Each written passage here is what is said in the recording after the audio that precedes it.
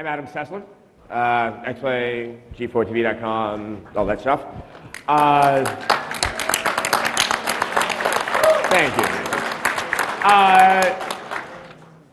This panel I wanted to moderate because I've kind of been in love with Ratchet and Clank since pretty much the first Ratchet and Clank, and I think reviewed every single game except for maybe Deadlock because it came out at a different time of the year and I was busy.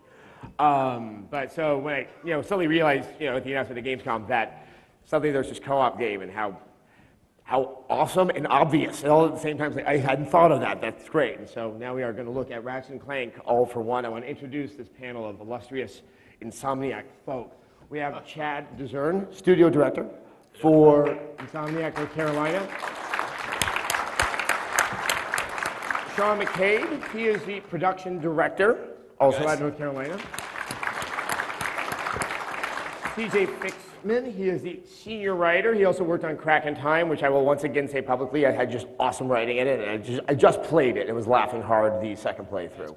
And good friend James Stevenson, the senior community manager, and I think who's tied with me for the most panels at PAX, appearing at them. It's good to be at the top with you this time. Exactly, so it's good. But before we get into the game altogether, this is the first game announced out of the North Carolina studio, and obviously you guys have been situated in Burbank for quite some time, and I didn't know who wants to answer.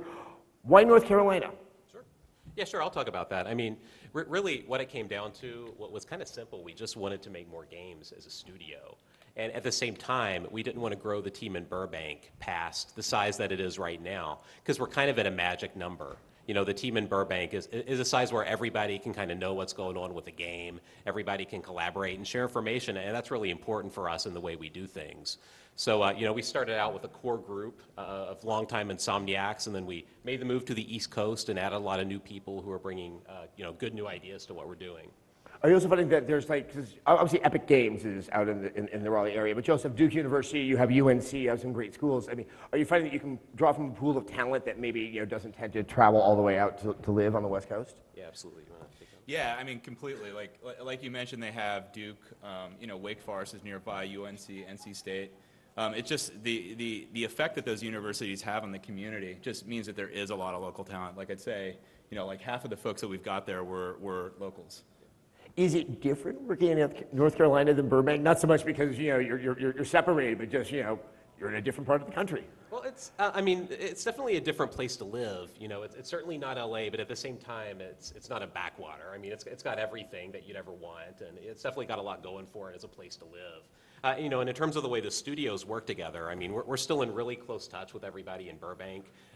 We have all kinds of solutions for getting people on the phone or teleconferencing whenever we need to ask a question or rely on somebody else's expertise. So that part of it has actually gone really smoothly. Like a lot of times I feel like we are actually still in the same office, even though we're across the country. So when you guys went down there, were you already thinking that, okay, we're going to do All for One, we're going to do that 4-player co-op Ratchet game, or did you kind of get there and go like, what do we do?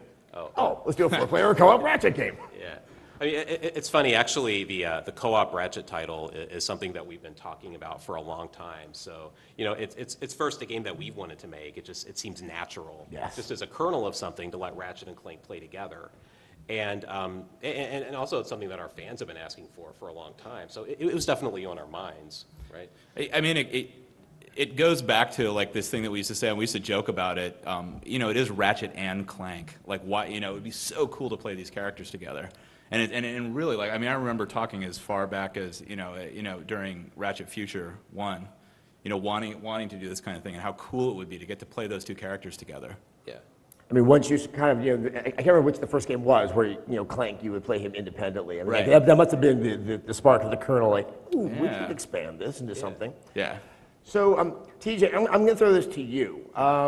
Ratchet and Clank, and to some extent Captain Qwark, working together, that makes sense.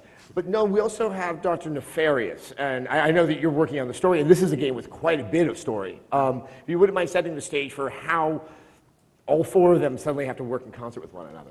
Yeah, absolutely. I think the game is basically about, it takes place after the events of A Crack in Time, of course, and Ratchet and Clank are, they're sort of out of the hero business, and Qwark has found himself as Galactic President, because of course he's got to fail upwards.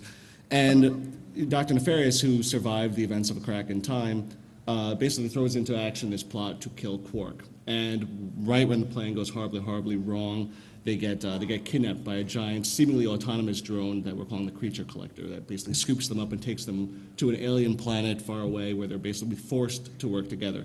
So Dr. Nefarious is in no way friends with Qwark, Ratchet, or Clank. He is forced basically to work with him in order to survive. But it lends itself to a lot of fun comedy for us because there are these four characters that really should not be friends at all, but now they have to work together and fight their way through this alien planet. I guess for those who are loyal, I just finished Crack in Time. I mean, how do you sort of resurrect Dr. Nefarious for the second time after?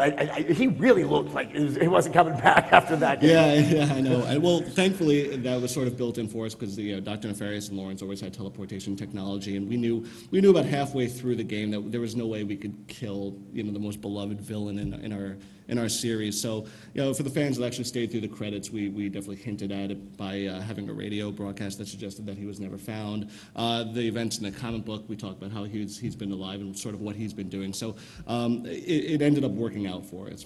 Actually, let's talk about the comic book. I believe the first one is coming out next week or very soon. Yeah, I think it's September 8th.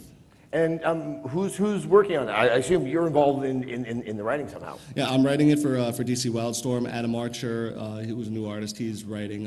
He's doing all the artwork for it. It's phenomenal. It's sort of a different style than we have artistically in the past, but he did a phenomenal job of bringing his humor into the art. So we're very excited about it. It's going to be 6 issues. We'll see what happens. Is this going to fill in the gaps from the end of Crack in Time to the beginning of All for One? It takes place a little bit after a Crack in Time and sort of bridges into All for One, but I wanted it to be independent so that the player didn't have to play the game in order to understand what's going on. Like it could bring in new fans that maybe aren't as exposed to Ratchet and Clank before. So it'll definitely pay off the fans that play both Crack in Time and All for One, but it's not something that is required reading. You're also going in some new territory with the narrative. Ratchet's caught up in a love triangle. I don't know if I'd call it I'll call it a love triangle, because our fans have always been asking us, where is Sasha, where is Talwyn, what's going on with these characters. So there was no way, if given the opportunity to bring them in, that I couldn't do it. So you're going to get to see what's going on with a lot of fan favorites, and Sasha and Talwyn will both be in the comic book.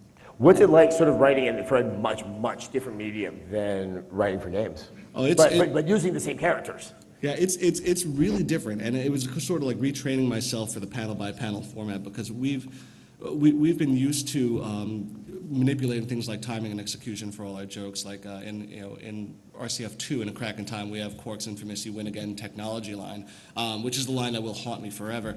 And we scrubbed back and forth through that scene for weeks and weeks before we got the timing right, before we got the delivery right. You just can't do that in a comic book, of course. You only get like one shot at it. So that was the big difference in the writing style. So the humor's different, but it's still there. It's still got the same campy, fun Saturday morning cartoon sensibilities as the rest of the stuff.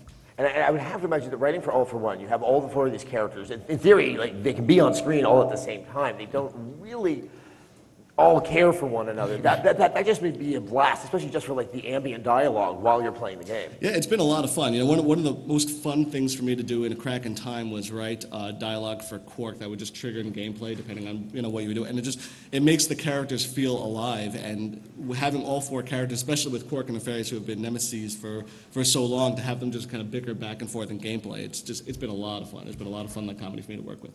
Well, I think we've tempted a lot of people. James, are you ready? Yeah, I think, and it's time to show and just everyone the to set this up too, this is the cover for issue 4, which we haven't shown yet, and 2 of the artists in North Carolina who kind of are the key character artists behind Ratchet and Clank have been doing the covers for the comic series, and this is one of the great pieces from Dave Gurton and Greg Baldwin, and really excited how those are coming out, and call your local